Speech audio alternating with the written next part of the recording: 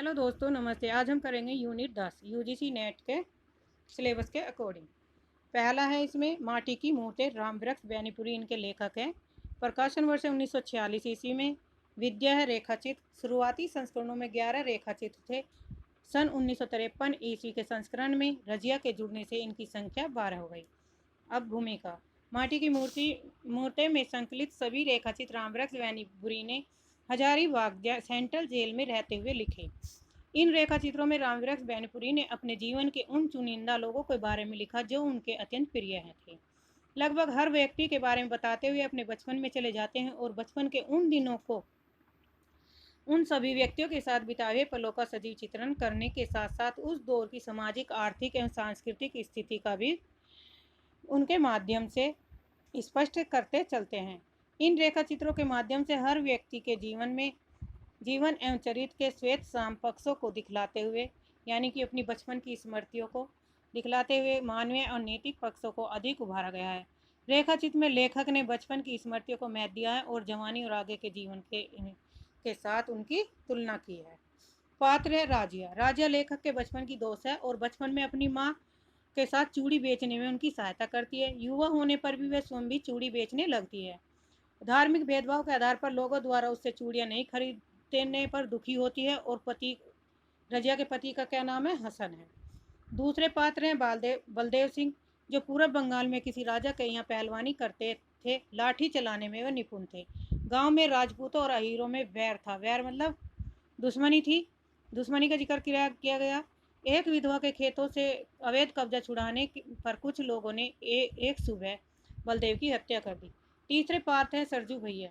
लेखक के मुंह बोले भाई हैं।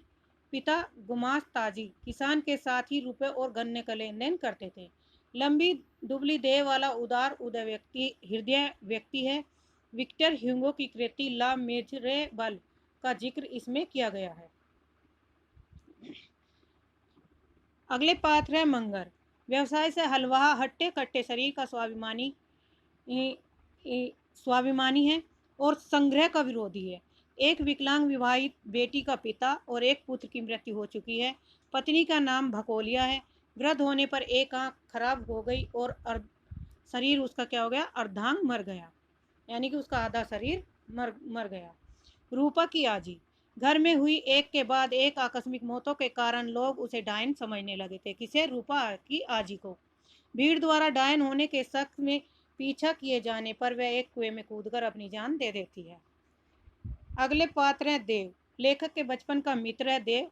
बड़े से बड़े दर्द में भी ना रोने की आदत वाला है। अमरूद के पेड़ से गिरने से हाथ टूट जाता है और गांव में खराब चाल चलन के लिए बदनाम था। लेखक की सलाह पर खादी पहनने लगा और बाद में क्रांतिकारी हो गया। एक बार पुलिस इंस्पेक्टर ने उसे बहुत मारा, वह तब भी नहीं रोया, परंतु रात में सोते वक्त कराने की आदत उसे लग गई। अगला पात्र है बाल गोविंद भगत, जो कबीर का अनुयायी है और गाने में कुशल खंजड़ी बजाकर कबीर के पद गाता है। पुत्र की मृत्यु होने पर भी गीत गाए। आत्मा परमात्मा के पास चली गई, यह कहकर उत्सव मनाया। भोजी, जो रिश्ते में लेखक की भाभी थी। स्वभाव से वह झगड़ालू, परंतु झगड़ा ऐसा कि आपस में लड़े तो कोई बात नहीं, पर बाहर का कोई व्यक्ति लेखक को जरा भी कुछ कहे तो उस पर बरस पड़े। झगड़े और लड़ाई के बाद भी सुख दुख के साथ देना भोजी को स्वभाव की खास बात थी। अगले पात्र हैं परमेश्वर। लेखक की पट्टीदारी का एक व्यक्ति है। नशे की लती है। नशे की क्या है, उसे आदत है, किंतु स्वभाव में जीवंत और रसिक इंसान है। तीज त्योहारों में गांव में रौनक ला देने वाला। होली पर ढपला लेकर पूरे गांव में गाता बजाता और दशहरे पर ओझा का खेल करवाता और दिवाली में होलिका दहन का प्रबंध करता है। अगले पात्र है बैजू मामा। बैजू मामा को जेल में रहने का आदी हो गया है और वह छोटी छोटी चोरियां करने के उपरांत 30 वर्षों से पटना की जेल में है। उसे जेल के पुए बहुत पसंद आ गए और पुए खाने के मारे उसके रिहाई हो जाने के दिन भी उसने जेल में चोरी करके जेल आ गया। अंत में सेशन चलाकर पुलिस ने उसे 5 साल की सजा दिलवाने की कोशिश करती है, पर जज की दया से वह 1 साल की सजा होती है। वे खाने के मारो वह दोबारा चोरी करता है और चोरी करने के बाद वह जेल में चला जाता है और वहां पर उसे फिर 1 साल की सजा होती है। अगला पात्र है सुभान खां। सुभान खां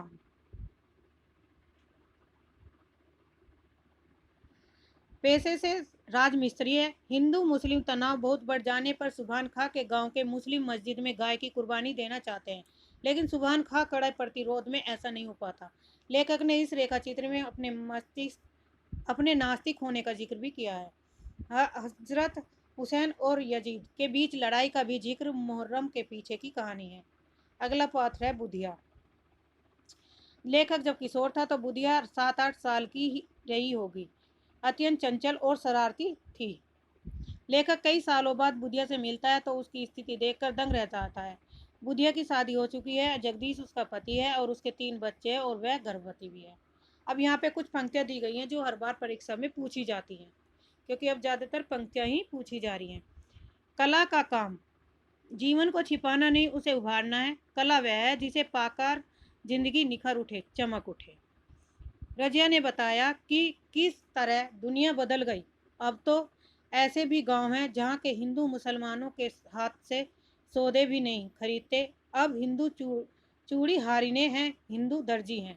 यानी कि अब जातिवाद ज़्यादा बढ़ गया है।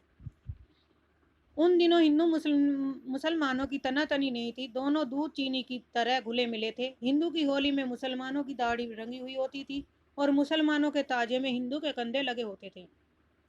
ताजिया के दिन थे, मेरे गांव में भी ताजिया बना था, यद्यपि एक भी मुसलमान वहां नहीं था। लेन देन उसे नंग शब्दों में सूदखोरी कहिए चाहता है।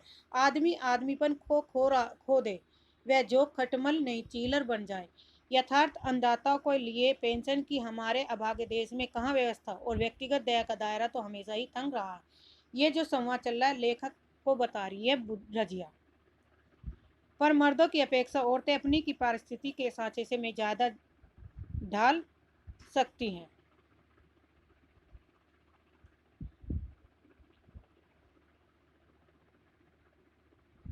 भावना पर दलील का क्या असर हो सकता है भला। हमने सुन रखा है कि दुनिया में 3.5 ही वीर हैं। पहला भैंसा, यहाँ से क्वेश्चन बन सकता है आपका, ये इम्पोर्टेंट है कि दुनिया में ऐसे कौन से 3 वीर हैं और कौन से नहीं हैं। दूसरा है सुअर, तीसरा है गेहूं और आधा राजा रामचंद्र। भैंसे, सुअर और गेहूं अन सीधे वीर करते हैं, सीधा वार करते हैं, कभी पीठ नहीं दिखाते। रामचंद्र वीर थे, लेकिन बाली को मारने के लिए भी उन्होंने पेड़ की ओट ली थी। तेली जिसका मुंह देखने के लिए यात्रा सफल नहीं होती है, ऐसी व्यवस्था दे रखी है जो हमारे समाज में है।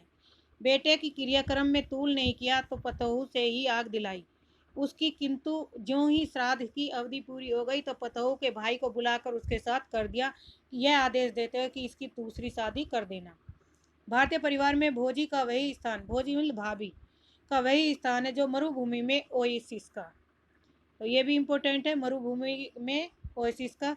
धधकती हुई बालू की लू लपट में दिन दिन रात रात चलते चलते जब मुसाफिर दूर से खजीरों की हरी हरी फुनगी देखता है तो उसकी आंखें ही नहीं तृप्त हो जाती, बल्कि उसके शरीर का सेम रोम रोम भी पुलकित और उसकी सिराओं का एक एक रक्त बिंदु भी नृत्यशील होता है।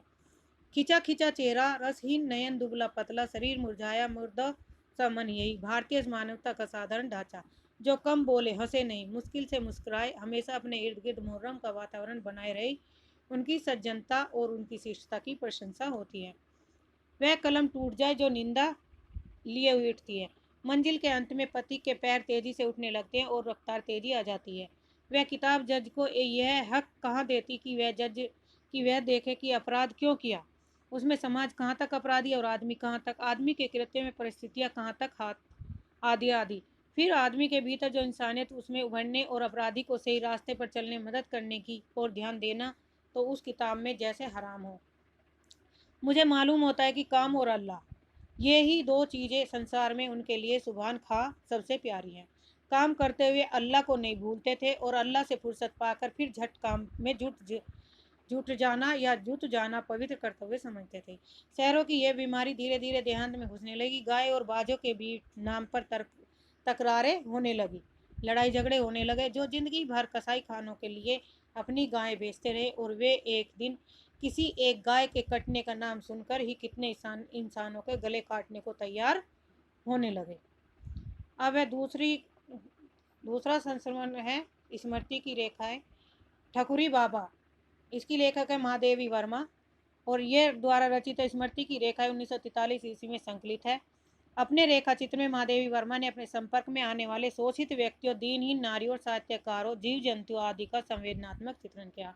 उनके रेखा चित्रों में अनुभूति की अभिव्यक्ति में चित्र का बिंब विधान है और सुक्ति का प्रभाव एक साथ संश्लिष्ट रूप में देखने को मिलता है। ठकुरी बाबा इसी नजरिए से लिखा गया संस्मरणात्मक रेखा चित्र है। इसमें मुख्य पात्र है महादेवी, भक्तिन, ठकुरी बाबा, बेला। ठकुरी बाबा की बेटी है। ठकुरी बाबा की बेटी कौन है? बेला। वृद्ध ठकुराइन है, काची है, विधुर है, सहु आइन है और ब्राह्मण दंपति है। इसमें प्रमुख उदाहरण दिए हैं कि यह सब मैं नियम धर्म के लिए नहीं करती, यह भक्तिन को समझाना कठिन है, इसी से मैं उसे समझाने का निष्फल प्रयत्न करने की अपेक्षा मौन रहकर उसकी भ्रांति को स्वीकृति दे देती हूँ। मौन मेरी पराजय का चिन्ह नहीं है, प्रत्युत यह जय की सूचना है। भक्तिन से छिपा नहीं, स्वयं भी इसी कारण वे मेरे प्रतिवाद से इतना नहीं घबराती जितना मौन से आतंकित होती है कि प्रतिवाद के उपरांत तो मत परिवर्तन सहज है, पर मौन में इसकी कोई संभावना शेष नहीं रहती है। दूसरा कथन है, इस कल्पवास का मोह है, क्योंकि इस थोड़े समय में जीवन की जितना विस्तृत ज्ञान मुझे प्राप्त हो जाता है उतना अन्य उपाय से संभव नहीं। जीवन के संबंध निरंतर में जिज्ञासा और मेरे स्वभाव का अंग बन गई है। गांव के मेले से लेकर कल्पवास तक सब मेरे लिए पाठशाला, पर इनमें माँ बढ़ाना ही सीखती हूँ, विराग साधन नहीं। मेरे लिए परम अनुगत भक्ति संसार के लिए कठोर प्रतिद्वंदी है। भीड़ से मेरी शांति भंग हो सकती है, इस संभावना से उसे कठोरता दी थी। वह उस संभावना के साथ ही विलीन हो गई। जब मैं लौटी तब कोहरे पर सुनहली किरणें ऐसे लग रही थी जैसे सफ़ेद आबे रवा की चादर पर सोने के तारों की हल्की जाली टाँग दी गई हो।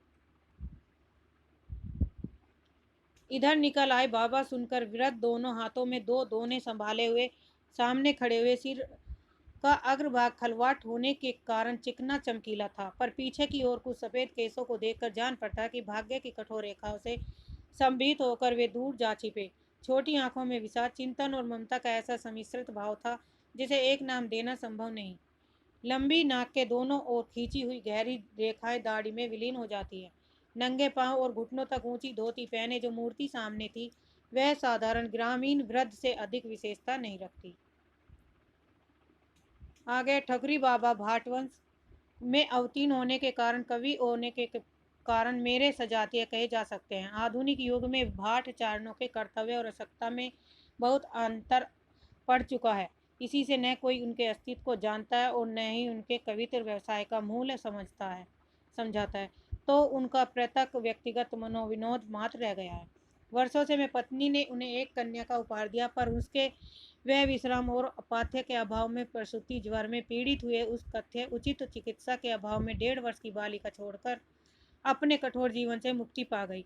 ठकुरी उसी रात अल्लाह सुनाकर लौटे थे। माता की मृत्यु का उन्हें स्मरण नहीं था।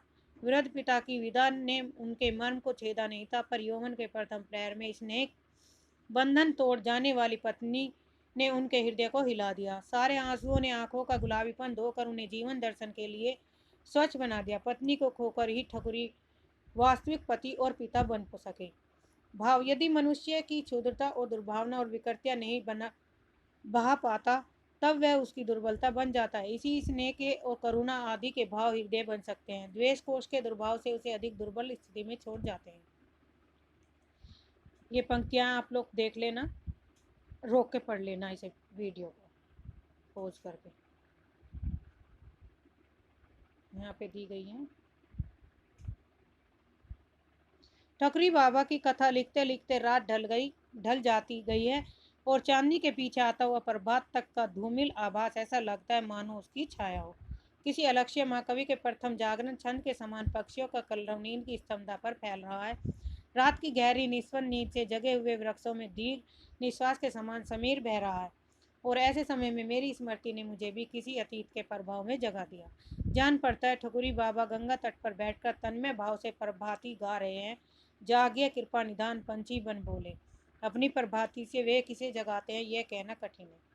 तीसरा है मुर्दैया। तुलसीराम इसके लेखक हैं और इनका प्रथम खंड तुलसीराम के की आत्मकथा 2 खंडों में विभक्त है। प्रथम खंड का नाम है मुर्दैया, जो 2010 ईस्वी में प्रकाशित हुई, और द्वितीय खंड का नाम है मणिकर्णिका, 2014 में प्रकाशित हुई। मुर्दैया में डॉक्टर तुलसीराम ने अपने जीवन की कथा को पाठक के सामने वैसे ही रख दिया जैसा कि उन्होंने जिया और महसूस किया। मुर्दैया आजमगढ़ में स्थित लेखक के गांव के शमशान घाट का नाम है। यह दलित जीवन की कर्म स्थली है। मुर्दैया की भूमिका में डॉक्टर तुलसीराम यह स्पष्ट करते हैं कि मेरे भीतर से मुर्दैया को खोद खोद कर निकालने का काम तद्भव के संपादक अखिलेश ने किया। इम्पोर्टेंट है।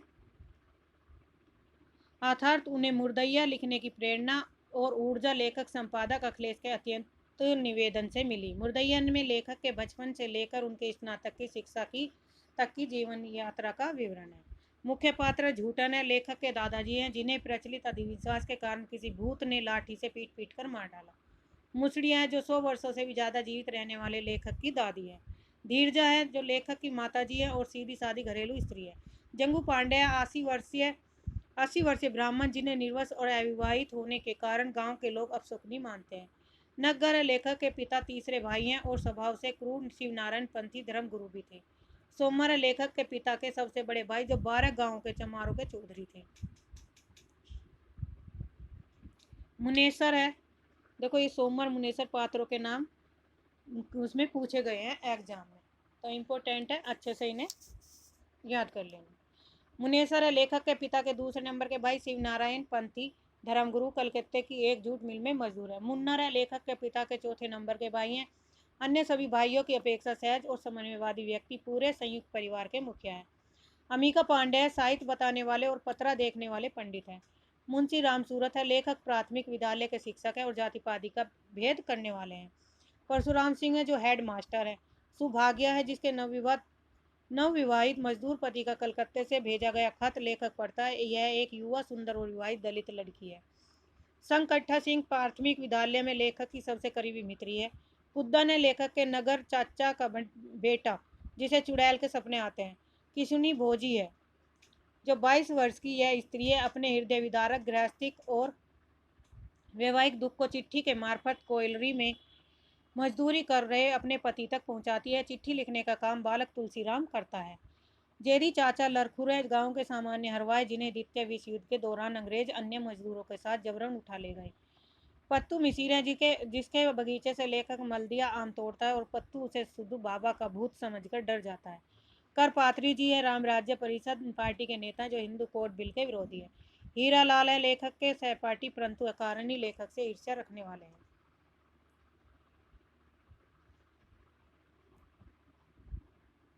आगे पाते पारसनाथ पांडे हैं जो स्वाधीन सेनानियों के बारे में पढ़ने वाला शिक्षक है। लाल बहादुर सिंह एक बड़े जमींदार के आवारा शराबी बेटे हैं और हाई स्कूल के छात्र व लेखक के मित्र हैं। सुग्रीव सिंह गोरखपुर विश्वविद्यालय से बीए पास करके वे शिक्षक हुए। चिंतामणि सिंह एक बड़े जमींदार के पुत्र लेखक के सहपाठी हैं और घोर हितैषी। रूपराम है परीक्षा के लिए लेखक जिसके घर किराए पर तौर पर रुकता है।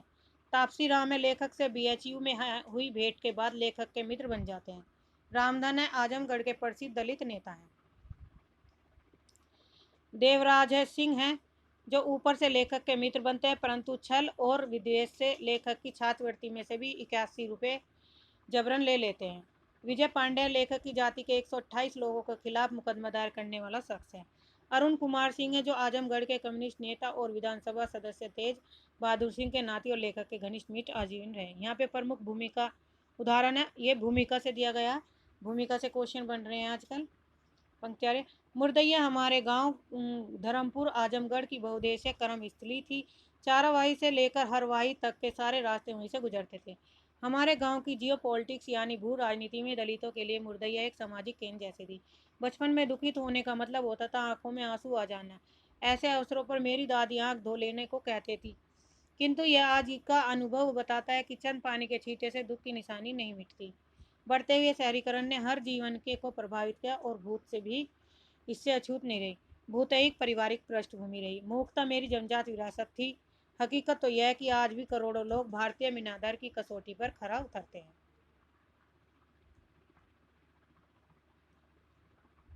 यहाँ पे इनके प्रमुख पंक्ति दिए। गांव वालों का कहना था कि मेरी दादी ने कोए को मारा था इसलिए वह मरती नहीं है।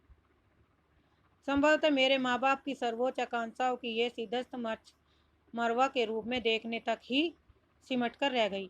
उस गांव में दलितों के अलग अलग देवी देवता होने के कारण वे पूजा श्रवण नहीं करते थे। हमारे गांव में चमरिया माई के ने बाबा दो ऐसे ही देवी देवता थे जिनको वे पूजा दलित कहते थे। पिताजी के सबसे बड़े भाई का जिसका नाम सोमवार था, बात और चमारों के चौधरी चुने गए थे। भारत की आज़ादी के पूर्व वे न कब से पूर्वी उत्तर प्रदेश के अनेक क्षेत्रों की एक परंपरा से चमारों के 12 गांव का होता था। अर्थात 12 गांव का एक वृहद पंचायत होती थी जिसमें कोई एक व्यक्ति सर्वसम्मति से चौधरी चुना जाता था। इस चौधरी को व्यवहारिक रूप में सभी न्यायाधीश की तरह अधिकार प्राप्त होते थे। यौन संबंध से जुड़ी युवती के पूरे परिवार को कुजाती का कर दिया जाता है और कुजाती का मतलब होता है उसका हुक्का पानी बंद कर देना। संपूर्ण रूप से 12 गांव द्वारा बहिष्कार। हमारे गांव में शिव नारायण पंथ की परंपरा में साल में 3 साल अपर समोरा 3 साल के अंतराल पर समारोह होता था जिसमें बड़ी संख्या में चेले उपस्थित होते थे और ये 3 अवसर होली, दिवाली और कृष्ण जन्माष्टमी के दिन आते थे।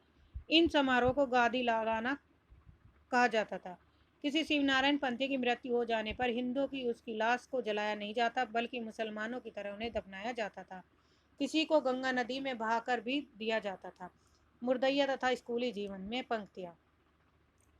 जैसन कहत बड़ा जोगी वैसन बढ़त बाड़े रोगी बड़ सस्तिया सहबा राम।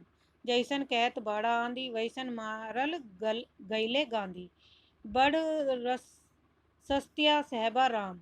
जैसन कहत बाड़ा दावा वैसन चलत बाड़ी हवा बड़ सस्ते साहिबा रामा। अमिका पांडे शादी विवाह से लेकर फसल बोने और काटने तक की साइक बताने के लिए मशहूर थे।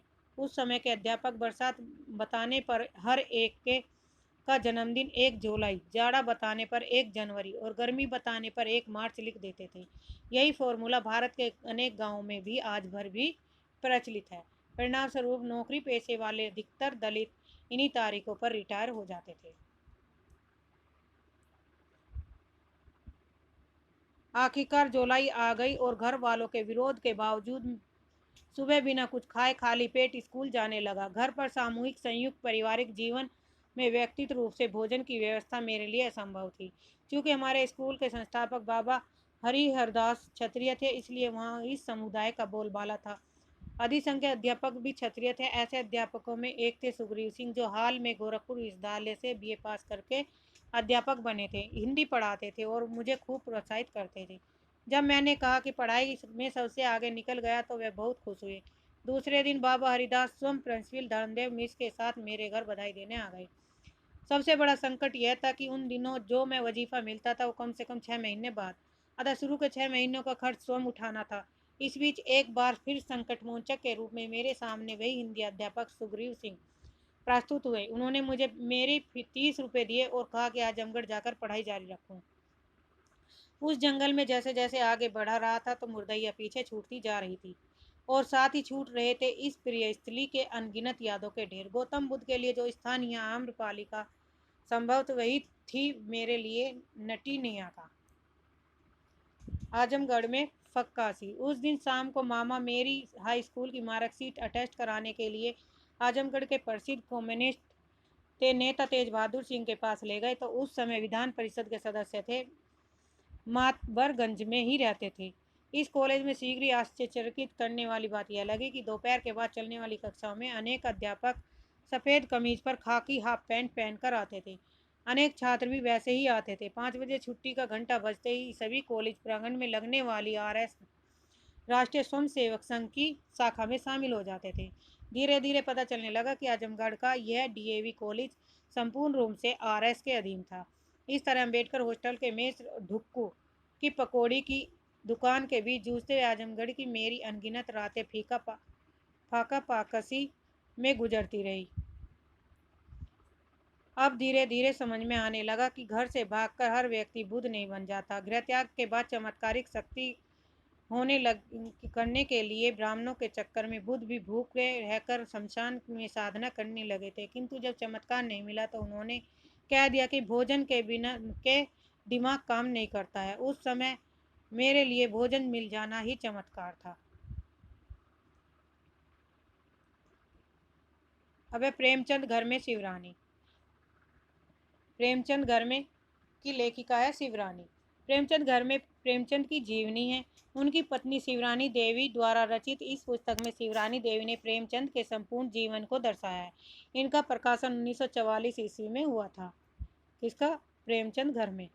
प्रेमचंद के पिता का नाम अजायब राय, माता का नाम आनंदी देवी था। प्रेमचंद को उनके पिताजी ने मुंशी धनपत राय तथा चाचा ने मुंशी नवाब राय नाम दिया। इन्होंने मर्यादा, हंस तथा जागरण पत्रिकाओं का भी संपादन किया। किसने? मुंशी प्रेमचंद जी ने। प्राय इनका पहला उपन्यास प्रेमा को माना जाता है, किंतु इस पुस्तक के अनुसार इनका पहला उपन्यास कृष्णा को माना जाता है, जो 1905 प्रयाग में छपा था, जबकि प्रेमा को दूसरा माना गया। इनके दो बेटे श्रीपत राय धुन्नु तथा अमृत राय बन्नू थे। प्रेमचंद 1935 में प्रगतिशील लेखक संघ के सभापति बने और ये महात्मा गांधी के विचार से प्रभावित थे। सेवा इनका मूल धर्म था। शिवरानी देवी ने प्रेमचंद के संपूर्ण जीवन को इस पुस्तक में 88 भागों में दिखाया गया। कितने भागों में? 88। पुस्तक की श्रद्धांजलि बनारसी दास चतुर्वेदी ने तथा आमुख शिवरानी देवी ने दिया। सारांश है, प्रेमचंद हिंदी कथा साहित्य के सर्वाधिक प्रसिद्ध रचनाकार। जितनी गहराई उनकी रचनाओं में मिलती है, उतनी निजी जीवन में। मुंशी प्रेमचंद का जन्म बनारस जिले के लमई गांव में 31 जुलाई 1880 को हुआ। प्रेमचंद अजायबगढ़ एकमात्र पुत्र थे। 3 बहनें थीं, 2 की मृत्यु हो गई। प्रेमचंद अपनी बहन से 8 वर्ष छोटे थे। प्रेमचंद जब 8 वर्ष के थे तब उनकी माता का निधन हो गया। पिता की बदली होने के कारण बार बार इन्हें अपना जगह स्थान बदलने रहना पड़ता था। पिता ने दूसरी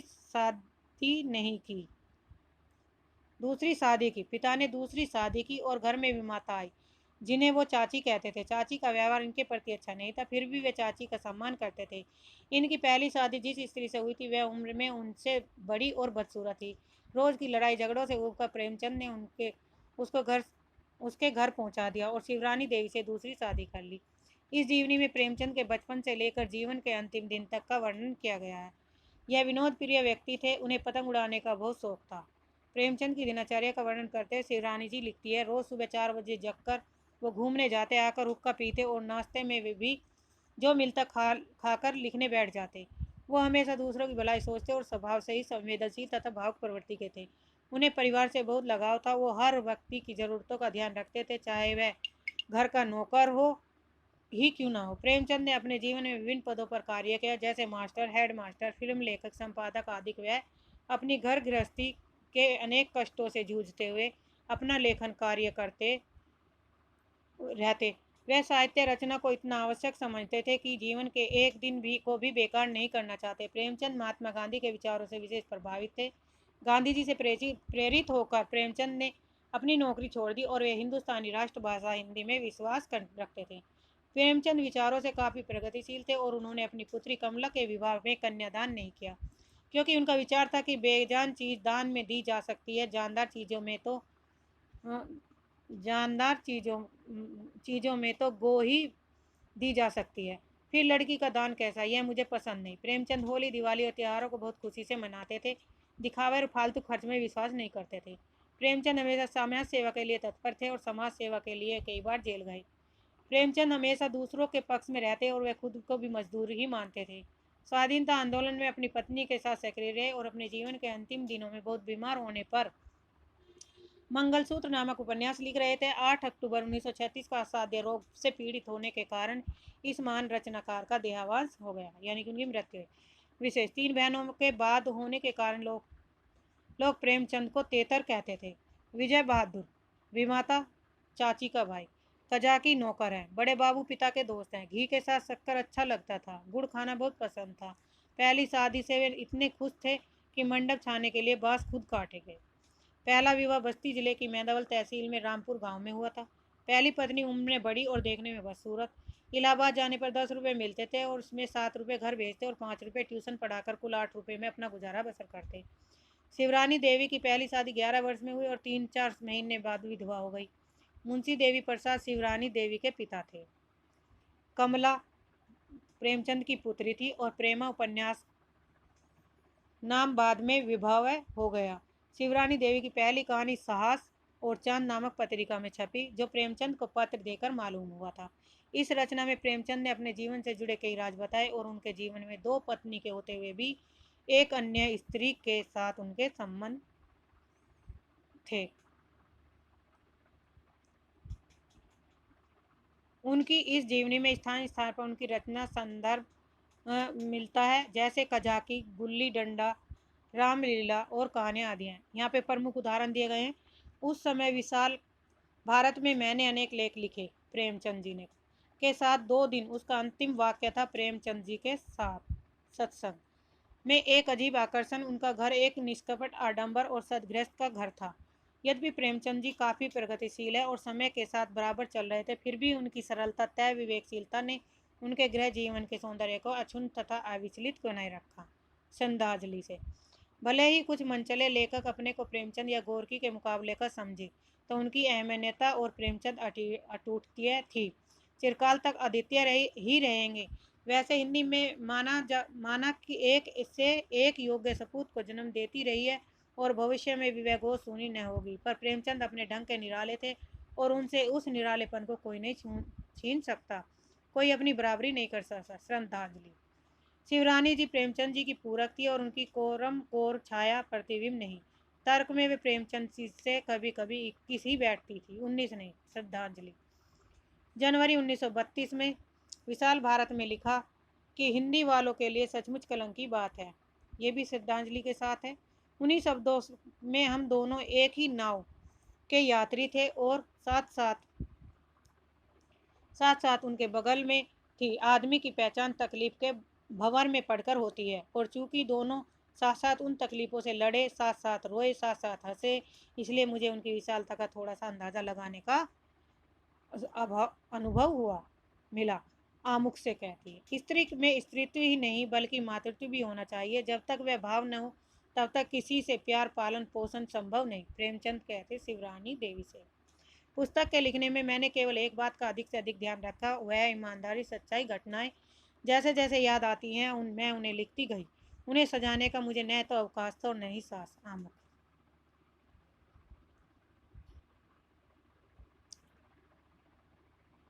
तुम गलती करती हो रानी, लेखक के पास होता ही क्या जिसे वह अलग अलग बांट दे। लेखक के पास तो उसकी तपस्या होती है। प्रेमचंद ने शिवरानी से कहा, आदमी अपने को सबसे ज्यादा अक्लमंद समझता है तथा सबसे ज्यादा शक्तिमान, अपने को प्रेमी और कोमल समझता है। होता उसका उल्टा है। अकल की तो यह हालात है कि जिस्म के अंदर का पता नहीं होता कब क्या हो जाए। प्रेमचंद शिवरानी से कह रहे हैं, मैं खाली तुम्हारा ऋणी होना चाहता हूँ, दूसरों का नहीं। तुम जितनी भी सेवा करोगी तुम खुशी ही होगी, क्योंकि इस जन्म आराम मिलेगा, उस जन्म में भी। प्रेमचंद शिवरानी से, मैंने कोई तुम्हारे प्रेस का ठेका नहीं लिया। तब आप खिलखिलाकर हंस पड़े और बोले, जब तुमने मेरा ठेका ले लिया है तब मेरा रहा ही क्या, सब कुछ तुम्हारा ही तो है। फिर तुम दोनों एक नाव के यात्री हैं, हमारा तुम्हारा कर्तव्य जुदा नहीं हो सकता। प्रेमचंद शिवरानी देवी से कहते, मैं खुलकर रो पड़ी और तभी से आज तक रो रही हूँ। अब मुझे किसका डर रहा, पाठकों आगे अब मुझे लिखा नहीं जा सकता। अब मेरी सारी जिंदगी रोने के लिए बची रही। मैं न कोई लेखिका हूँ न कोई कलाकार।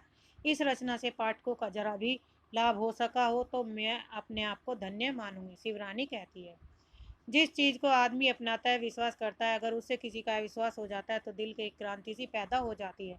यह क्रांति लोगों को भस्म नहीं कर सकती पर खुद भस्म हो जाती है। फिर इन दोनों पर विश्वास लाना मेरे काबू के बाहर है। ये कह रही है शिवरानी। एक और कहानी है मनु भंडारी की। यह हिंदी की प्रख्यात लेखिका मनु भंडारी जी की भावात्मक तथा भाव सांसारिक जीवन की कथा यात्रा है।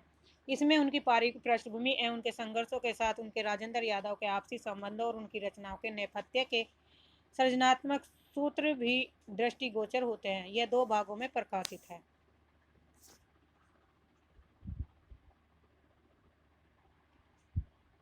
पृष्ठभूमि। पुस्तक के स्पष्टीकरण के संबंध में मनु भंडारी लिखती है, आगे बढ़ने से पहले एक बात अच्छी तरह स्पष्ट कर देना चाहती हूँ कि मेरी आत्मकथा कतई नहीं, इसलिए मैंने इसका शीर्षक भी एक कहानी यह भी ही रखा है। जिस तरह कहानी जिंदगी का एक अंश मात्र होती है, उसी तरह यह मेरी भी जिंदगी का एक टुकड़ा मात्र है, जो मुख्यतः मेरे लेख के व्यक्तित्व और मेरे लेखन यात्रा पर केंद्रित है। खैर इसमें कोई दो राय नहीं है, आत्मपरक शैली है एक, यह एक कहानी भी है। केंद्र में संबंध और लेख के जीवन की जटिलता अपनी कई स्थितियों को समेटे हुए उभर कर सामने आई है। सारांश। मनु भंडारी हिंदी साहित्य जगत की मूर्धन्य पत्रकार रही है, जिनका जन्म मध्य प्रदेश के भानुपुरा में हुआ। बकौल मनु परिवार को बाद में आर्थिक झटका लगने के कारण अजमेर शिफ्ट होना पड़ा। मनु के पिता एक बेहद कोमल और संवेदनशील व्यक्ति थे। दूसरी ओर क्रोधी और अवैधी लेखिका के अपने पिता से इस कारण गाय बगाए ठनती रहती थी। लेखिका के अनुसार उनका घर राजनीतिक रूप से व्यस्त था, घर था जहाँ तमाम विवाद, बहस और चर्चाएं होती थी। इसका उन पर प्रभाव पड़ा। सन 1942 और 1947 के बीच के दौर में बड़ी उथल पुथल रही। लेखिका स्वयं अपनी शिक्षिका शीला अग्रवाल के आह्वान में के आंदोलन में कूद पड़ी। और पिताजी पहले तो क्रोधित हुए, पर बाद में मनु का अपने कॉलेज में प्रभाव देख गर्वित भी हुए। लेखिका मनु ने साहित्य की दुनिया में उन्हें प्रवेश कराने का श्रेय प्राध्यापिका शीला अग्रवाल को दिया। शीला जी का अजमेर छूटते ही मनु भी अपनी बहन सुशीला के पास कलकत्ता चली गई और वहाँ उन्होंने बीए की परीक्षा पास की। बहन सुशीला के संबंध में वह लिखती है कि कलकत्ता में सुशीला ने जब तब मेरे अस्तित्व को ही बचाया। बनारस से एमए की डिग्री के दौरान ही मनु ने बगालीगंज शिक्षा सदन में बतौर शिक्षक पढ़ाना शुरू कर दिया। इस सदन की मुखिया पुष्पमयी बोस ने ही मनु के व्यक्तित्व को बनाया संवारा। लेखिका ने यही अपनी पहली कहानी भी लिखी और इसी स्कूल में लाइब्रेरी की किताबें राजेंद्र से परिचय हुआ। लेखिका मानती है कि जिंदगी के सभी महत्वपूर्ण मोड़ यहीं पर आए। खैर राजेंद्र से परिचय का क्रम बढ़ते बढ़ते परिणय में कब बदल गया, लेखिका के अनुसार यही से उनके व्यक्तित्व का विभाजन हुआ। एक पत्नी का और एक लेखिका का। शादी के बाद मनु भंडारी को पति राजेंद्र यादव का व्यवहार बड़ा अजीब लगा। बकौल मनु राजेंद्र उन्हें लेकर बेहद लापरवाह थे और केवल अपनी पसंदानुसार जीवन जी रहे थे। कई बार की वह उनकी पुत्री बीमार हुई, लेकिन अधिकांशतः राजेंद्र उनकी सुन नहीं ली। मनु लिखती हैं कि कई बार वे इस संबंध को तोड़ देना भी चाहती थी, पर पिता के विरुद्ध जाकर किए गए विवाह का असफल होना तथा पुत्री टिंकू रचना का बंटी बन जाना कतई स्वीकार नहीं था।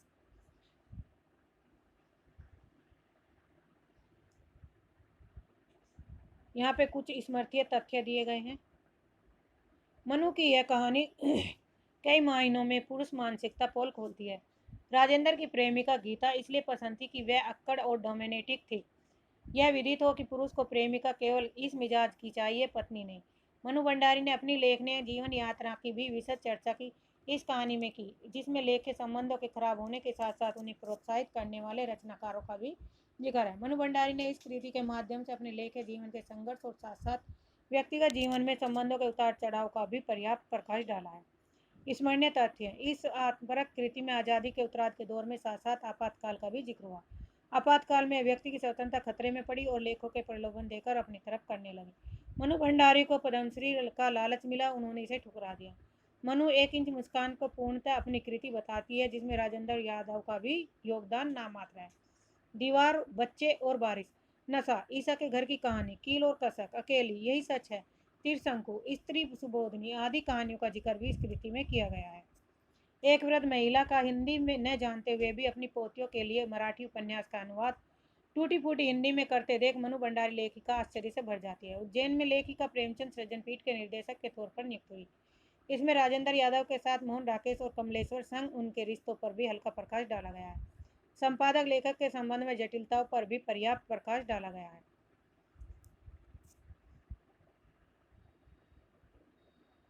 अब छठा, आवारा मसीहा, विष्णु प्रभाकर का। आवारा मसीहा का प्रकाशन है 1914 ईस्वी में। बंगला उपन्यासकार शरतचंद्र की जीवनी पर आधारित है। विष्णु प्रभाकर द्वारा रचित यह जीवनी 3 भागों में। दिशाहारा शरतचंद्र के बचपन की घटनाएं हैं। दिशा की खोज साहित्य, जीवन और जीविका की खोज है। दिशांत सामाजिक कार्य और साहित्यिक विद्याओं की खोज है। इंपॉर्टेंट है, क्वेश्चन पूछा जा सकता है। सारांश। दिशाहारा में 18 शीर्षक है। शरतचंद्र के पिता का नाम मोतीलाल चट्टोपाध्याय और माता का नाम भुवन मोहिनी था।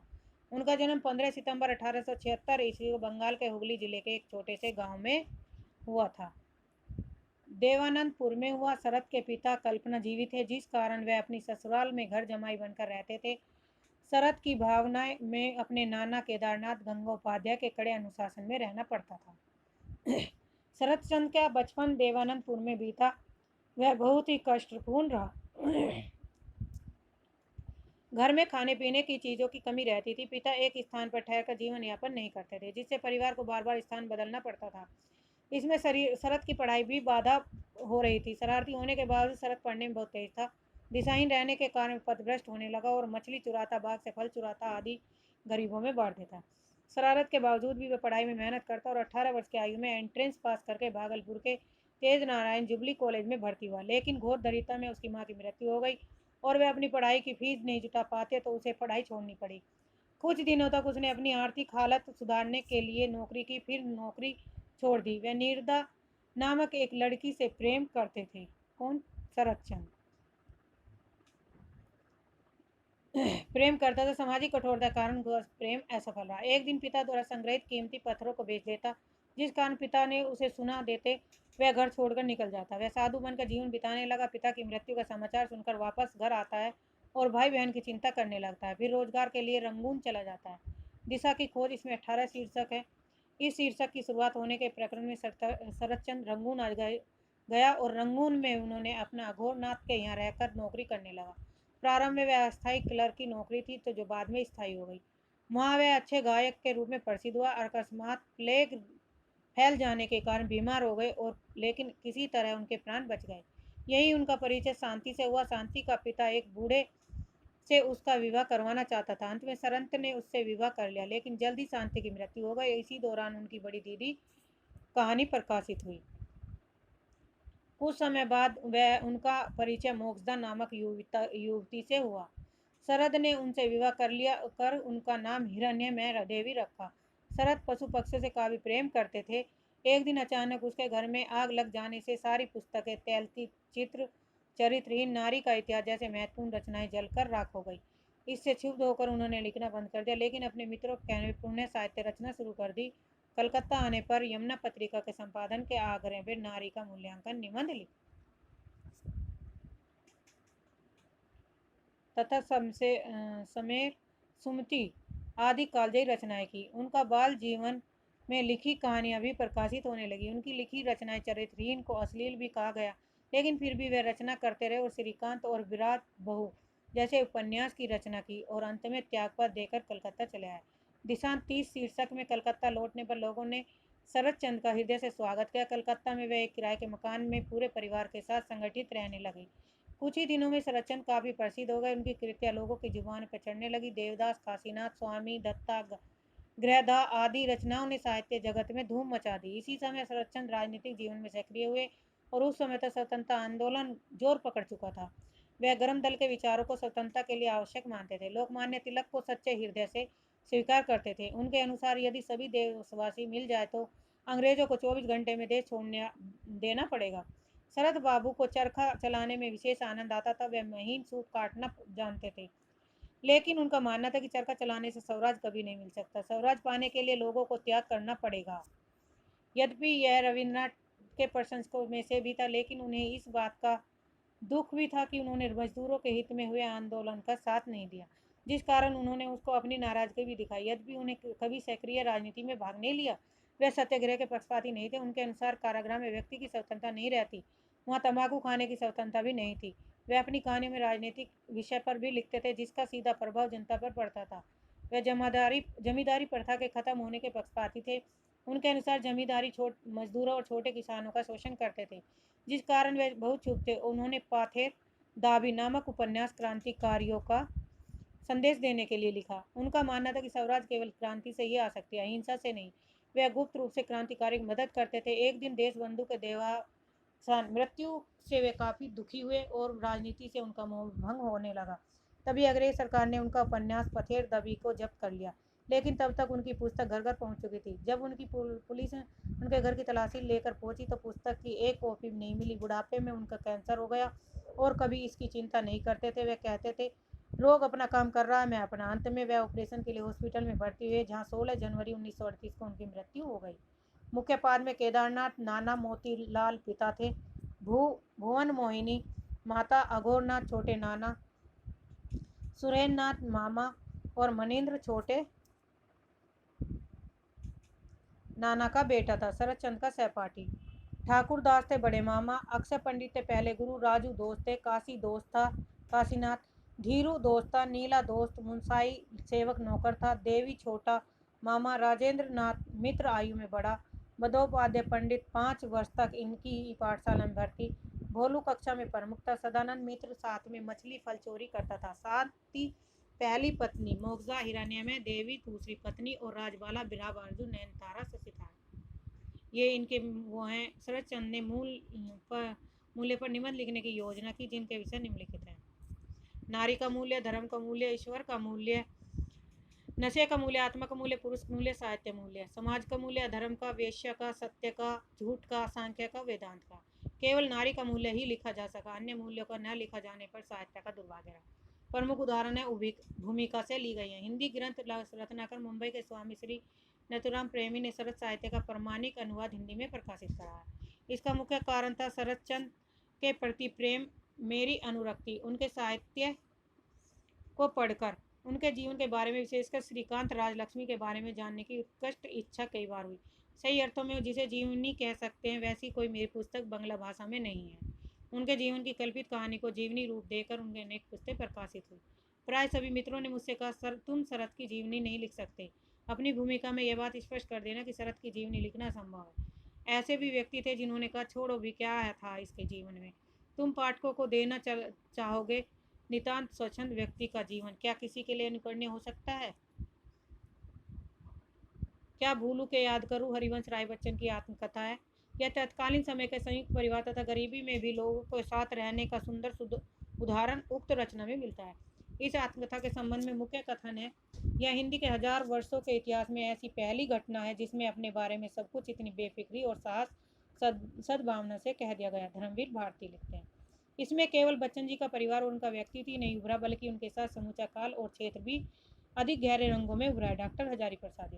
ऐसी अभिव्यक्तियां नई पीढ़ी के लिए पाथे बन सकेंगी, इसी में इनकी सार्थकता है। डॉक्टर शिवमंगल सुमन। यही हिंदी के आत्मकथा साहित्य की चरम परिणति है। मोस्ट इम्पोर्टेंट है, ये कथन पूछे गए हैं। सारांश।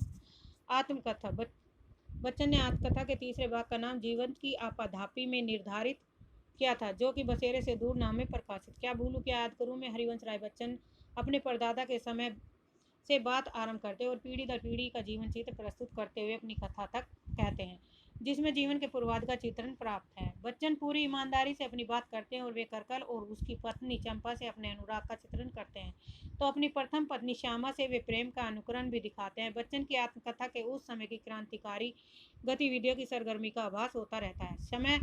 श्यामा से विवाह और उनकी मृत्यु तक की कथा कहकर बच्चन की बात को विराम देते हैं। गांव का उल्लेख किया अमोड़ा बाबू पट्टी ने। हरिवंश राय बच्चन सबसे पहले अमोड़ा गांव का जिक्र करते हैं।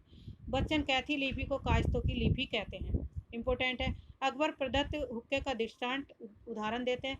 बच्चन के दादाजी ललितपुर में जेल दरोगा थे और वहीं बच्चन के पिताजी का जन्म हुआ। बच्चन 44 वर्ष की उम्र में ही पीएचडी करने कैम्ब्रिज गए थे।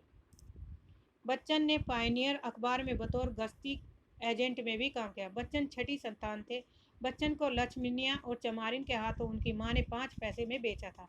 बच्चन के बचपन का नाम मोहल्ला चक में बीता था। मोहल्ला चक वाला घर सड़क में आ जाने पर वे कटघर में बस गए। बच्चन का पहला विवाह श्यामा से हुआ। बच्चन श्यामा को जॉय और श्यामा बच्चन को सफरिंग कहकर पुकारती थी। बच्चन गांधी की राजनीति को प्रतीकात्मक कविता कहते हैं। बच्चन अपनी कविता को जीवनवादी कहते हैं। पात्र है मिट्ठू लाल, जो नायब कोतवाल है। राधा है मिट्ठू लाल की बहन। भोलानाथ है मिट्ठू लाल के पुत्र। महारानी राधा की पुत्री है। बुद्धि महारानी की पुत्री है। तुलसी भोलानाथ की पुत्री है। सुरसती सरस्वती बच्चन की मां है। मंगल पंडित बच्चन परिवार के सहृदय और गाढ़े वक्त के साथ खड़े रहे। सुंदर मंगल की पत्नी है। करकल मंगल के पुत्र हैं। चंपा करकल की पत्नी है और श्यामा बच्चन की पहली पत्नी है।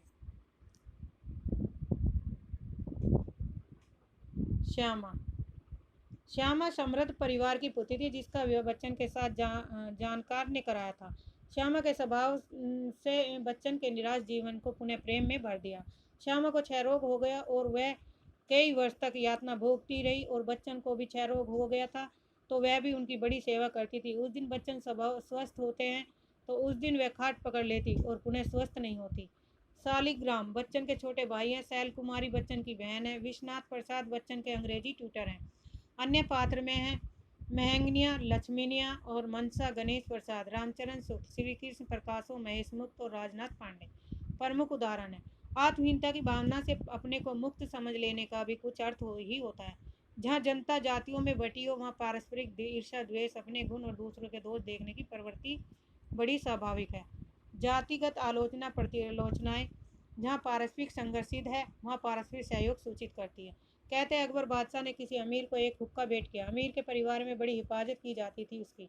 बादशाह सलामत की भेंट थी। किसी समय चिलम टूट गई तो उसे बदल दिया गया। फिर कभी निगाली टूट गई तो उसकी दूसरी निगाली लगवा दी गई। इसी तरह नेचा भी किसी तरह समय बदला गया और फरसी किसी समय टूटी तो दूसरी हुक्की जमा दी गई। तो ये सब कथन है। मनसा की छठी पीढ़ी मेरे पिता और खानदानी चर्चाओं की पीढ़ी है। हुक्का गसी चाचा पीते थे और अपने बड़े भाई के सामने नहीं। बड़े भाई वह यह जानते थे कि दो चार कस खींचे वे अपना मुंह फेर लेते थे और कोई हुक्का उठाकर गसी चाचा के पास पहुंचा देता था, जो कहीं पीछे बैठे रहते थे। वे गांव से लकड़ी मंगाते और शहर में खूंटे गड़ाकर सप्लाई करते। एक बार ही की याद मुझे याद है, उन्होंने एक गाड़ी खूंटे हमारे घर उतरवा दिए। रजक हो गए इतने खूंटे, यानी वे रिजेक्ट हो गए और फौज में किसी खास पैमाइश बनावट के खूंटों की दरकारी हुई। ये कुछ उनसे 19 पढ़ते थे, बस रिजेक्ट कर दिए गए और हमारे यहाँ महीनों खूंटे जलाकर बनाया गया। ये इनकी महत्वपूर्ण पंक्तियाँ हैं। इसे पोज करके वीडियो को रोककर आप पढ़ लें।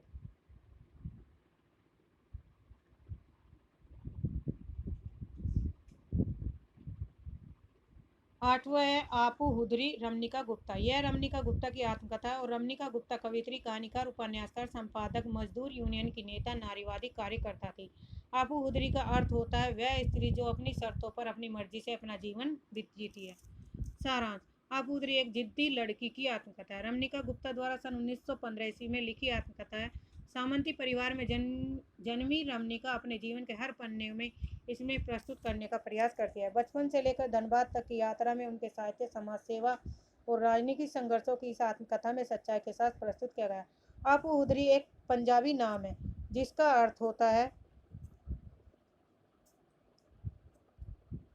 अर्थ है जिद्दी लड़की। रमनिका बचपन से ही जिद्दी और क्रांतिकारी रही। समाज में बनी धारणाओं को खारिज कर अपने स्वयं के नियम स्थापित करना चाहती थी। इसका उदाहरण तब देखने को मिलता है जब चुन्नी ओढ़ने को लेकर बोलती है, मुझे नहीं चाहिए अच्छे घर के रिवाज, मैं नहीं बनूंगी अच्छे घर की लड़की, यह सब पुरानी बात है, मैं नहीं मानूंगी कोई पुरानी बात, मैं अपने ही रिवाज चलाऊंगी खुद अपने आप। लेखिका बचपन के शोषण के साथ अपने प्रेम के सफर को निडर होकर आत्मकथा में स्थान देती है और इसी साहस को मैनेजर पांडे लिखते हैं।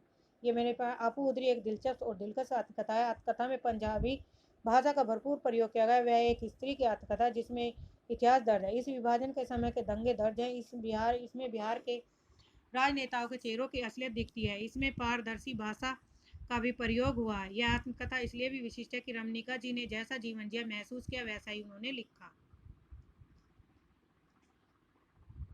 अब भोलाराम का जीव, हरिशंकर परसाई इसके लेखक हैं। यह एक व्यंग कहानी है जो प्रशासनिक भ्रष्टाचार पर चोट करती है। इसके प्रमुख चरित्र भोलाराम को रिटायर हुए 5 साल हो गए, किंतु अंतर निवेदनों के बावजूद उसे पेंशन नहीं मिली क्योंकि उसने रिश्वत नहीं ली। कहानी इस व्यंग के साथ समाप्त होती है कि भोलाराम की मौत के बाद भी उसकी आत्मा अर्थात उसके जीव यमराज के पास न जाकर पेंशन ऑफिस में छिपकर अपनी पेंशन का इंतजार करने लगता है।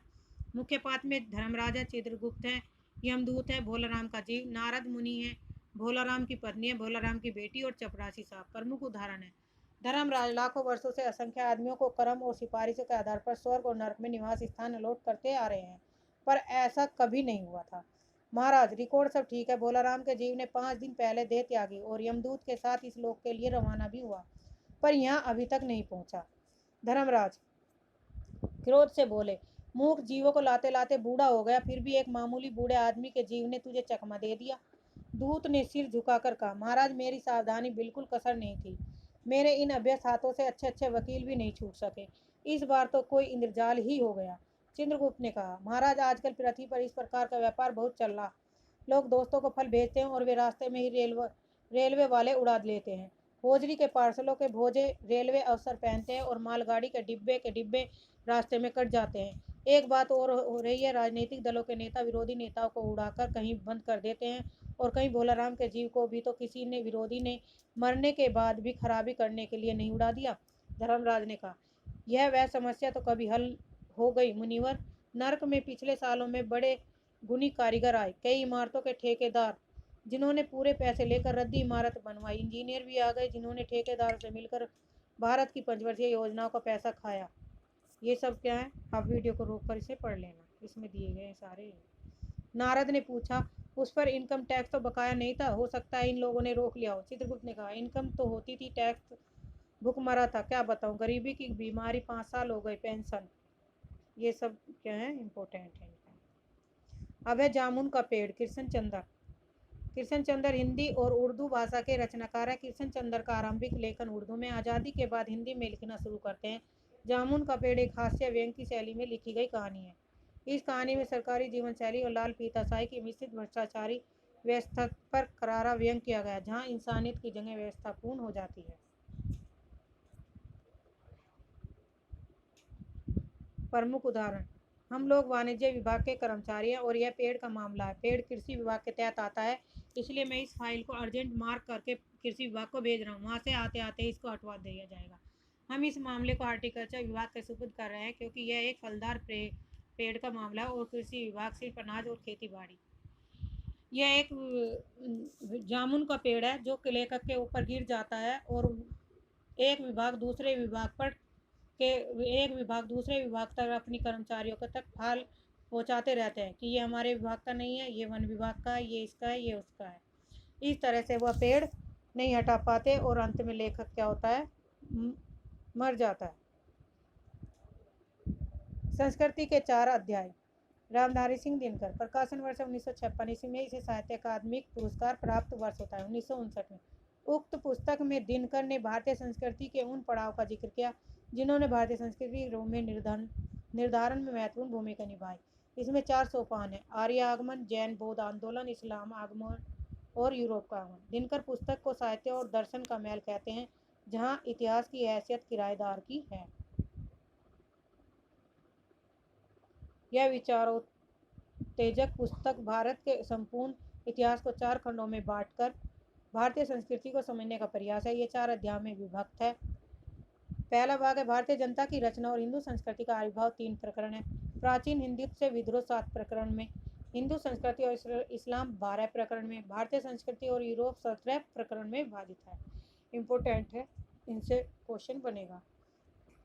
यह पुस्तक भारत के तत्कालीन राष्ट्रपति राजेंद्र प्रसाद को समर्पित है और प्रधानमंत्री पंडित जवाहरलाल नेहरू ने इसकी भूमिका लिखी। इस अध्याय में दिनकर ने आर्य आगमन के बाद विकसित आयुर्वेदिक संस्कृति के प्रमुख उपकरणों का व्याख्यान किया है। दिनकर के अनुसार ईसाई तथा मुसलमानों का छोड़कर इस देश में कम से कम 11 जातियों के आगमन का प्रमाण मिलता है। दिनकर वेदों का ईस्वी 2500 से 18 ईस्वी मानते हैं और द्वितीय अध्याय में दिनकर द्वितीय अध्याय को प्राचीन हिंदुत्व से विद्रोह करते हैं और अध्याय जैन बौद्ध का आंदोलन है। दिनकर निराशावादी प्रचंडतम रूप जैन बौद्ध आंदोलन में देखते हैं। दिनकर वेद ऋषियों के धार्मिक कवि कहते हैं। इसमें अहिंसा, मोक्ष, निराशावादी आदि को दिनकर उपनिषेधीय खोज मानते हैं। अहिंसा और तप जैन धर्म की 2 बड़ी विशेषताएं हैं। इसमें अनेकात्वांत है। दिनकर बौद्ध धर्म हिंदुत्व को संदोषित रूप में करते हैं। तृतीय अध्याय में है दिनकर भारतीय संस्कृति को बहुत बड़े स्तर पर प्रभावित। तीसरा अध्याय इस्लाम के उदय को मानते हैं। इस्लाम का अर्थ है शांति में प्रवेश करना। प्रवर्तक है मोहम्मद साहब एक सौदागर थे। 622 ईस्वी में हिजरत करने से इस्लाम का उदय माना गया। मोहम्मद साहब के मक्के से मदीने के पलायन को हिजायत कहा गया। दिनकर सूफी धर्म का उद्भव बीज गजली, उमर खय्याम, अब्दुल अरा आदि को मानते हैं। दिनकर सूफी मत पर भारतीय संस्कारों का प्रभाव मानते उसके अनेक सौंदर्य मुक्ति को मानते हैं। वे भूषण के काव्य को शुद्ध हिंदू राष्ट्रीयता का काव्य कहते हैं। वैष्णव भक्ति में रामा उपासना के प्रवर्तक रामानंद को माना जाता है और अकबर के आलोकनिषद लिखवाया जाता है।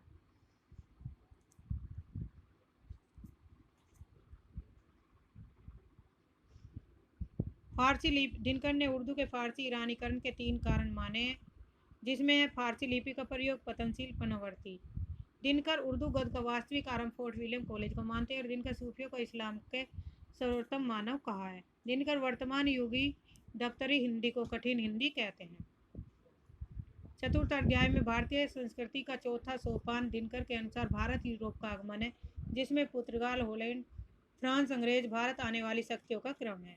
प्रचार के लिए मिशनरियों ने देश भाषाओं का सहारा लिया। 1835 ईस्वी में शिक्षा के माध्यम से अंग्रेजों में किए जाने की घोषणा। देश में आबकारी विभाग अंग्रेजी सरकार ने खोला। दिनकर ने कंपनी को ढुलमुल भाषा नीति को स्थिर करने का श्रेय 1854 को वुड एजुकेशन डिस्पैच को दिया। दिनकर 19वीं सदी के नवोत्थान को प्रवृत्तिवाद का अनुपम उत्थान कहते हैं। सती प्रथा उन्मूलन का प्रथम प्रयास अकबर के समय में किया गया और दूसरा राजा राम मोहन राय के। दिनकर के अनुसार ब्रह्म समाज को ईसाईयत की तरफ केशव चंद्र सेन ने मोड़ा। ब्रह्म समाज को दिनकर अद्वैतवाद हिंदू की संस्था कहते हैं। दिनकर दयानंद को विश्व मानवता का नेता मानते हैं। केशव चंद्र सेन सलाह पर स्वामी दयानंद ने अपने प्रचार की भाषा लिखी। दिनकर आर्य समाज को हिंदुत्व की खड़क धारा कहते हैं। महर्षि अरविंद मार्ग का भूमिकरण करना चाहते हैं और उनकी मूल थीम अतिमानस अवधारणा अतिमानव के विकास की है। दिनकर कहते हैं गांधी जी ने परमात्मा के सदाचार में किए। दिनकर अनुसार गांधी जी भूमि का स्वर्गीकरण करना चाहते हैं। सर्वपल्ली राधाकृष्ण आत्मा का धर्म नामक अवधारणा को प्रस्तुत करते हैं। राधाकृष्ण सुबुद्धि सम्यक ज्ञान नाम देते हैं। ये सब इनके इम्पोर्टेंट फैक्ट हैं, पढ़ लेना। हिंदू मुस्लिम एकता का सर्वश्रेष्ठ प्रदर्शन 1857 स्वाधीनता संग्राम के बाद दूसरी और 1920 में असहयोग आंदोलन के बाद हुआ। शाहजहां ने औरंगजेब का दूसरा नाम नवरंग बिहारी रखा था। साहित्य की एक डायरी गजानन माधव मुक्तिबोध की एक साहित्य की डायरी है, केवल उस स्तंभ का नाम था जिसके अंतर्गत समय समय पर मुक्तिबोध को अनेक प्रश्नों पर विचार करने की छूट न केवल संपादक की सी थी बल्कि स्वयं अपनी ओर से भी थी। वसुधा के पहले नागपुर के नयापूर्ण साप्ताहिक में वह एक साप्ताहिक की डायरी स्तंभ के अंतर्गत अर्ध साहित्यक और कभी गैर साहित्यक विषयों पर छोटी छोटी टिप्पणियां लिखा करते थे, जो एक अलग संकलन के रूप में प्रकाशन के लिए प्रस्तावित थी। न तो सामयिक टिप्पणी को साहित्य मानते थे और न ही साहित्य को सामयिक टिप्पणी। मुक्तिबोध की डायरी उस सत्य की खोज है जिसके आलोक के कवि में अनुभव सार्वभौमिक देता है। पुस्तक की विषय सूची है। तीसरा छंद, एक लंबी कविता का अंत, डबरे का सूरज, बिंब, हाशिए पर कुछ नोट, सड़क को लेकर एक बातचीत, एक मित्र की पत्नी, प्रश्न का चिन्ह, नए की जन्म कुंडली, एक नए 8 नए की जन्म कुंडली, 2 वीर वीरकर, विशिष्ट और अद्वितीय, कात्यायन और काव्य सत्य, कलाकार और व्यक्तिगत ईमानदारी, कलाकार की व्यक्तिगत ईमानदारी 2। यहाँ पे प्रमुख उदाहरण दिए गए हैं, ये वीडियो को पॉज करके आप पढ़ लें।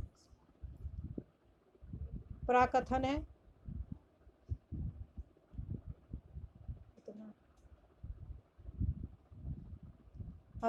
मेरी तिब्बत यात्रा राहुल शंकरताई की। यह यात्रा वृत्तांत सन 1937 ईस्वी में प्रकाशित हुआ था। इसमें लेखक ने तिब्बत के समाज और संस्कृति, वहाँ के प्राकृतिक सौंदर्य का, जलवायु परिस्थितियों का जीवन चित्रण किया है। साथ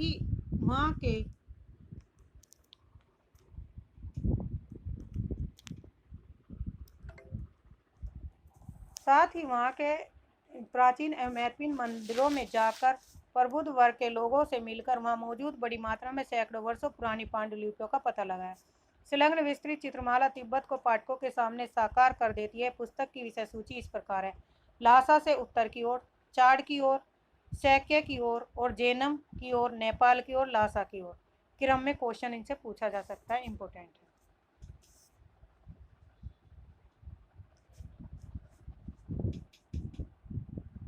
यहाँ इसके प्रमुख उदाहरण दिए गए हैं। प्राकथन है, यात्रा के अंतिम 2 अध्याय सरस्वती में निकले थे। चित्र सरस्वती प्रवासी बांग्ला में प्रकाशित थे। ब्लॉकों को देने के लिए हम दोनों पत्रों के आभारी हैं। प्रमुख उदाहरण है, कल पोडू से लासा तक वही पुराना रास्ता, इसलिए उसके बारे में लिखने की आवश्यकता नहीं थी। दूसरा, हाँ तो फोबो बैनबो पुराना फन युद्ध की यात्रा की क्यों जरूरत पड़ी। 10वीं सदी से 13वीं सदी तक कितने ही अच्छे विद्वान इसी प्रदेश में आए होंगे। विद्वान मित्र का कहना है कि फेम वो हमेशा तंत्र मंत्र के बगावत करता है। रावण की लंका में विभीषण के समान दीपंकर, श्री ज्ञान के प्रसिद्ध पंडित सर्वा तो तंत्र मंत्र के इतने कठोर विरोधी कि पीछे दूसरों की हलफ लेकर गवाही देनी पड़ी तो सब मरने के बाद भी जरूर नरक में गाएगा। रास्ता तो कुछ अच्छा जरूर है, गोला यही इस जोत का नाम है। ऊपर चढ़कर पीछे की ओर मुड़कर देखते पर लासा नगरी सुंदर दिखाई पड़ती है।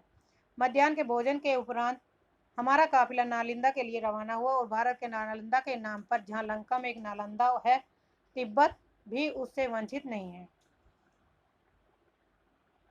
पाषाण स्तंभ पर चाहे किसी का लेख हो या उसमें लिखने वाले बहुत जनों का 10 अच्छी बातों का उपदेश, जिनमें मुख्य पद एकांत निष्ठ रखना, धर्म का मन में ख्याल रखना, मूल दृष्टि, आत्मवाद आदि चित्त को आदि रखना है। नड्डर से बहुत ठंडी जगह है, समुद्र तल से 14-15 हजार फीट ऊंची होगी।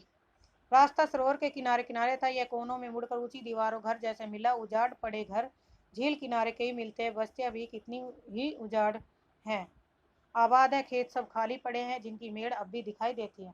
अरे यावर याद रहेगा, आगे की आत्मकथा है। अरे यावर याद रहेगा, एक सहसा उछली, इनके यात्रा वृत्तांत है और ये संपूर्ण हिंदी यात्रा साहित्य में अद्वितीय स्थान रखते हैं। अरे यावर रहेगा याद में भारतीय क्षेत्रों की यात्रा का वर्णन है। एक बूंद सहसा उछली में अगे ने अपनी यूरोपीय यात्रा को सृजनात्मक रूप प्रदान किया। कुल मिलाकर अगे ने अपनी यात्रा साहित्य में यात्रा स्थलों की ही भरपूर जानकारी नहीं देते, उनसे जुड़े मानव इतिहास और संस्कृति चरित्र पर भी उनकी आंखें बराबर रहती है। पुस्तक की विषय सूची इस प्रकार है: परशुराम से तुर्खम, एक टायर की राम कहानी, किरणों की खोज, तीसरी है देवताओं के अंचल में, चौथी है मौत की घाटी में, पांचवी है एलुरा, छठी है माजुली, बहता पानी निर्मल, सागर शोभित, मेघ मेघलित। ये सारांश है कहानी का। अगे ने अपने इस यात्रा वृत्तांत में द्वितीय विश्व युद्ध से लेकर आज़ादी तक के पूरे हिंदुस्तान भूगोल और कालखंड सामने रखा।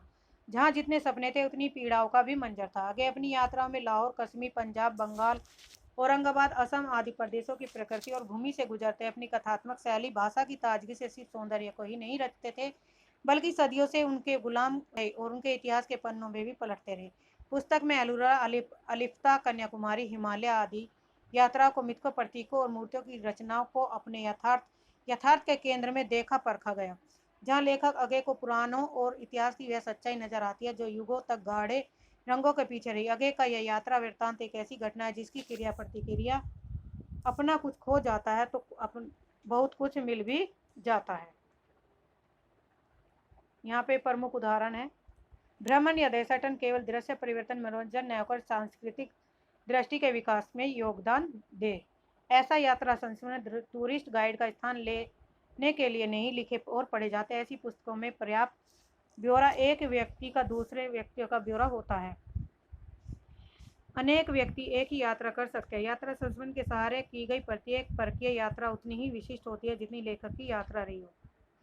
पार्श्वगिरी का नम चीड़ों में डगर चढ़ती उमंगों सी, बिछड़ी पैरों में नदी जो दर्द की देखा, विहग शिशु मोन नीड़ों में।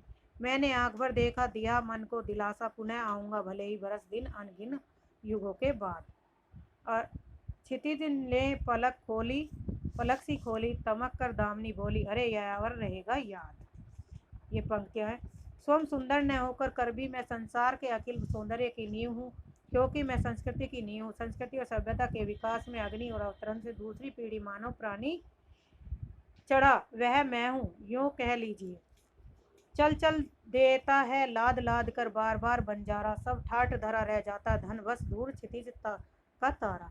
मैं क्यों चाहूँ कि मेरी अस्थियां मेरे भी पुरखों की अस्थियों के साथ एक सुरक्षित समाधि स्तूप में दबी रहे, जहाँ भी कोई चला जाए वह कोई हरी भरी पहाड़ी मिल जाए।